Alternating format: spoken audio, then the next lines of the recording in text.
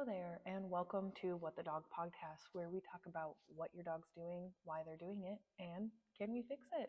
My name is Katie. I am the owner here at For Pete's Sake Dog Training, and I'll be honest, it's been a while since I posted a podcast episode. Part of that, I've had some schedule changes. I will say that I haven't been posting very frequently, which has probably led to me not having many listeners, and therefore has not pushed to encourage me to post more episodes. Sorry, my dog's behind me getting into his toy bin. And we all have those little vicious cycles, but I'm back and trying to rebound, and here we go again. So today I'm going to have a little short conversation about come when called, because this tends to be paired a lot with why my dog doesn't listen, and we're going to hit on a lot of similar topics. But come when called is something that a lot of my clients will talk to me about as being a problem behavior with their dog that their dog is not doing. And you probably have heard me talk about if our dog isn't, quote, listening to us, especially with come when called, 90% of this is on our end as to why they're not doing it. And a lot of us go into owning a dog and dog ownership into the mindset of my dog should do what I say when I say because I say, which is a extremely harsh mindset and honestly pretty toxic. Dogs are not predisposed and genetically born with a ideal that, oh, humans, I must listen to humans, like that they're not built that way. So there are a couple things, with listening. I've talked about your relationship and your bond with your dog is really important, but I'm here to talk mainly about come when called.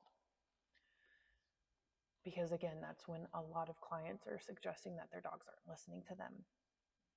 And here are some of the top reasons I have found as to why that is. Outside of we just think our dog should listen to us because we say so, right? Like we're just going to check that off and move along from that one. Because again, I don't believe that's a very good mindset to have. It's not healthy at all. First thing I've noticed is the inconsistency of vocal cues we're giving our dog with come when called. So I'm going to use my dog as an example. We may initially teach in a lot of puppy classes, you'll say the dog's name and then come. So with my dog, I would say Pete, come. That's the vocal cue that I teach my dog.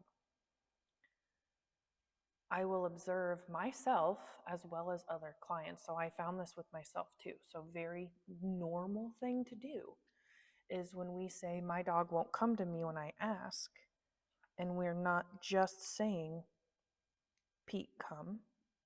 We are saying Pete, come on, come over here, come to me, come on inside, let's go.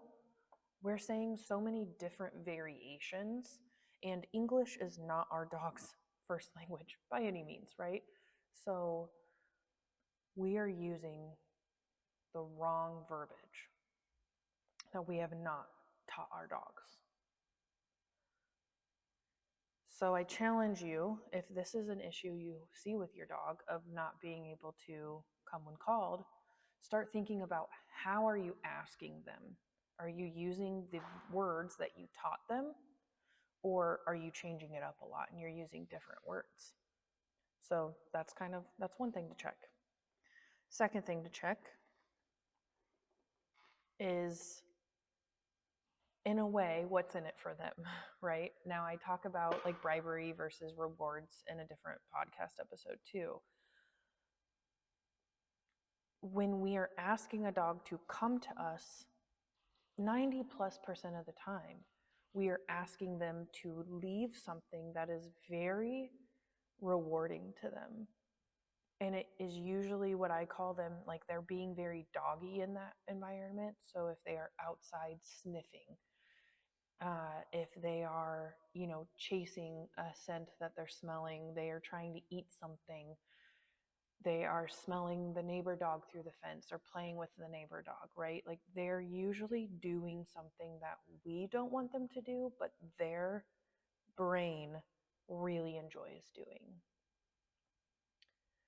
And so if we have not practiced come when called, and taught them that there's value into that behavior, then they're not going to do it, right? So again, it's that mindset of they should just come to me when I ask. That's not how a dog's brain really actually works. And we don't want our dog to come to us out of fear. We want them to understand, one, understand what I'm asking, and two, understand that there is value in them coming to us and building that relationship up, right? So if I have a good relationship with my dog, he will say, oh yeah, this is good. I'm going to come back to my mom. Also, if I have trained this behavior where their brain thinks, oh, it is also worth it for me to come back when I hear Pete come, then he'll come.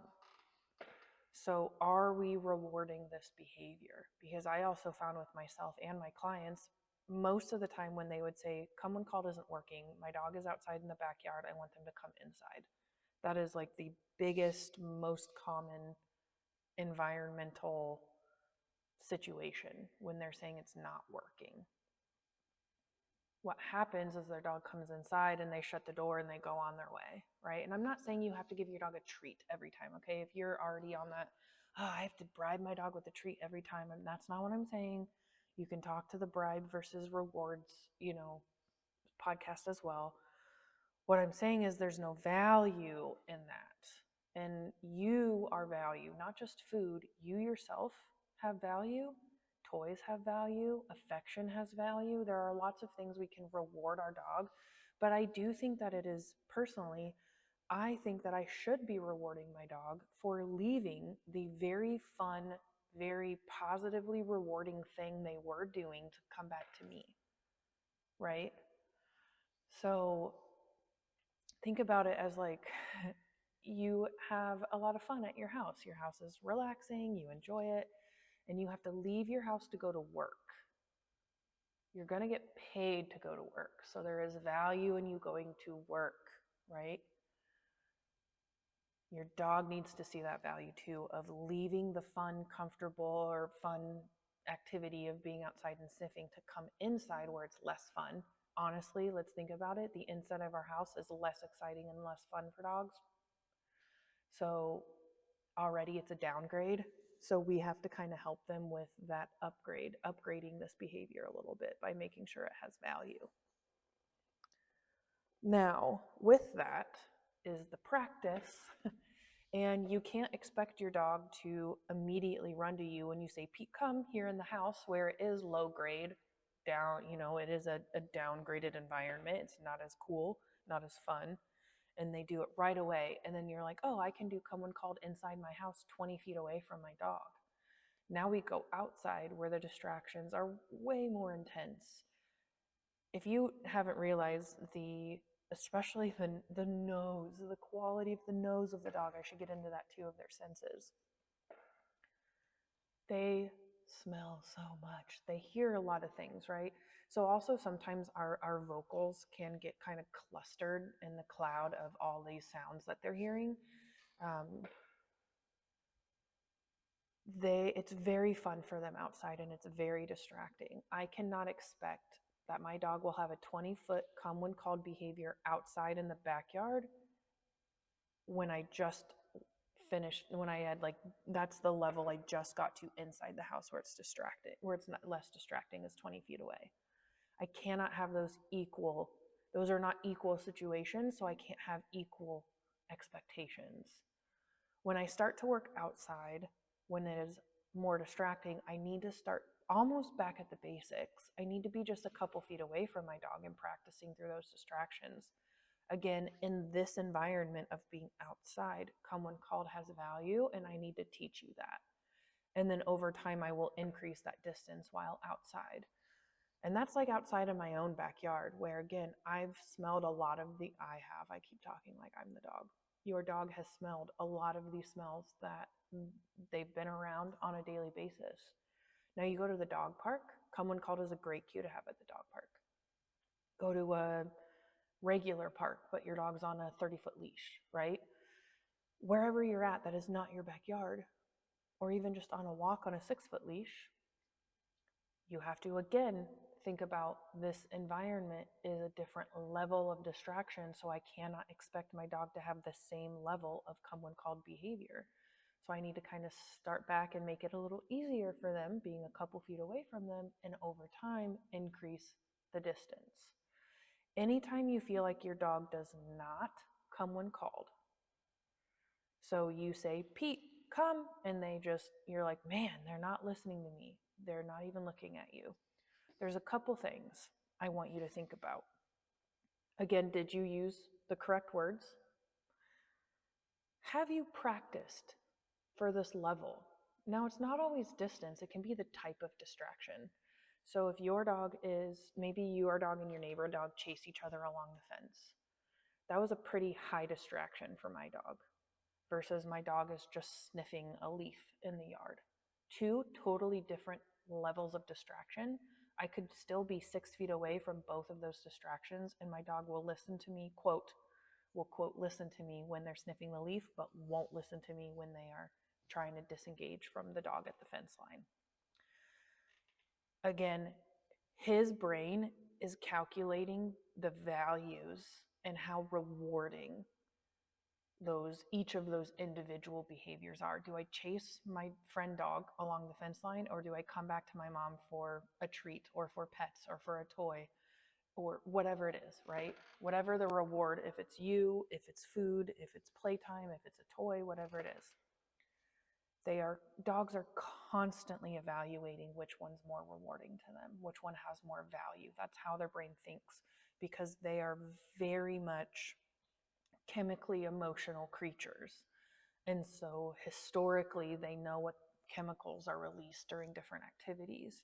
And they're going to lean towards the ones that have better chemical reactions, ones that they either feel good about, or potentially even if they are a fearful reactive dog, goes on the same line. I'm jumping a little bit into a different category, but if they fear for their safety, then they will disengage from you and they'll try and protect themselves first. So again, that's a chemical reaction in their brain. Survival mode kicks in. So sometimes survival mode will also be a level of distraction for your dog to disengage from, which that's a whole other thing. I would not recall my dog when they're being super reactive. It all depends on the level. So yeah, there's a lot to that, because my brain just went into some situations where you could recall your dog when they are being reactive. So there's a lot into that. We are here to help our dogs understand how to be a dog in a human world. That's what we're doing. So we need to look at kind of all of those factors when working with our dog, especially with come when called. Are we using the right words? The same words? Everybody in the house. And this is, you can't say Pete come with mom and then dad says come here and then the kids say this way. Like you can't. Everybody has to use the same words.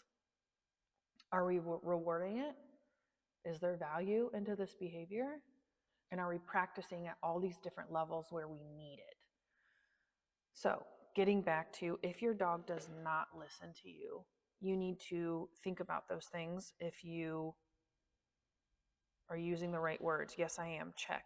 Have I practiced to this level? And have I created the value in this? Yes, practicing at this level, maybe not. Maybe I haven't been at this distance or this type of distraction. So that helps you now write a training plan for that type of distraction.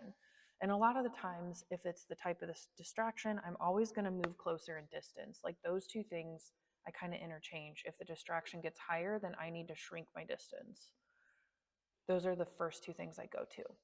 The other thing, if your dog is not, quote, listening to you, just like I said, if it's the type of this distraction, most likely, or maybe they're too far away and you haven't practiced at that distance, move closer. Don't keep repeating yourself standing on your porch. Pete, Pete, come here, Pete, Pete, come here. All you're doing is letting your voice be ignored over time and time again. And so ignoring you actually ends up, quote, working for them. And it's a waste of your breath, and it just builds you frustration. So if your dog doesn't listen to you at the first time you say, Pete, come, and they don't come, think again, was I too far away? Is the level of distraction too much? And I need to work towards that. Move closer to them. And in the future, as you work towards that level of distraction or that distance, just go ahead and move closer at the beginning. Sometimes then what I'll do when I'm asking the second time, I've now moved closer, I will just say my dog's name. Now, if you're someone where you say, yeah, my dog doesn't react to their name at all, you need to go back. And I have a whip around name game on my Patreon that's free. Start teaching your dog their name. It's probably getting overused. So again, the name should be an attention getter, and then the name should always follow a behavior. So Pete, come, right? Pete, he looks at me, come, he comes to me. I will say for anyone watching, you'll see that my dog is laying on his bed right now and he's not reacting to anything I'm saying. The tone of my voice and my engagement with him, I'm not engaged with him. He knows that I'm talking to someone else that's not him. So he's not really listening to me right now. He's just chilling on his bed. He's got his ears moved, so he is somewhat listening. But he knows that we're not working right now. So he's a little checked out. And just by how I'm saying things, this isn't how I normally talk to him. So with that, move closer, say their name. So I will say Pete. And then usually after I say his name, he'll look at me. Then I will say come. And I usually have a hand visual with it. And he comes to me. Because if sometimes I'm so far away from him that he actually can't hear me very well, but if he can visually see what I'm asking of him, then he'll do it. So that's the other thing with come when called. I like to have a little visual with it. Most of us do not have a visual. And sometimes for me, that's me literally, like I would teach come, I'd put my hand down, hang it low, like around my knee or below my knee area, and I'd have my hand cupped and I'd have a treat in my hand. That's how I started. So then if I kind of bend down with my hand cupped, he comes running. I don't even have to have a treat in my hand. It's that visual for him is like, oh, I know what that means. I teach a hand touch behavior where he boops his nose to my flat hand. Same thing. I have a lot of clients where their dog will come running to them for that hand touch over the come when called. So they use hand touch instead of come when called because they are consistent. There's a visual, they reward it, and they've practiced it, right? Like it has been so good for them to use. And it's easy for them to be consistent with that behavior versus come when called because it's naturally for us to be like, come on, this way, come over here, get out of the kitchen, you know? So think about those things when you're working with your dog with come when called. So to wrap up, keep in mind all of those parts to come when called, how you are rewarding it, how are you practicing it, are you using all the right words, and like I said, if your dog doesn't listen that first time, evaluate maybe why they're not quite ready for that level. Move closer, ask again, maybe ask for their name first, have them look at you, and then come when called. Definitely check out my other podcasts that I've mentioned throughout this episode, my Patreon page, patreon.com/for Pete's sake. You can find free feeding game videos. Like I said, that whip around feed name game. It's a great way to reiterate your dog's name, to kind of get them learning it again. It doesn't matter their age. I play that with Pete still. And you can reach out to me on my website if you are interested in some specific training topics, help, assistance that you might need for Pete'sSakeTraining.com. So thank you all again for coming to this episode, and I will see you next week. Bye.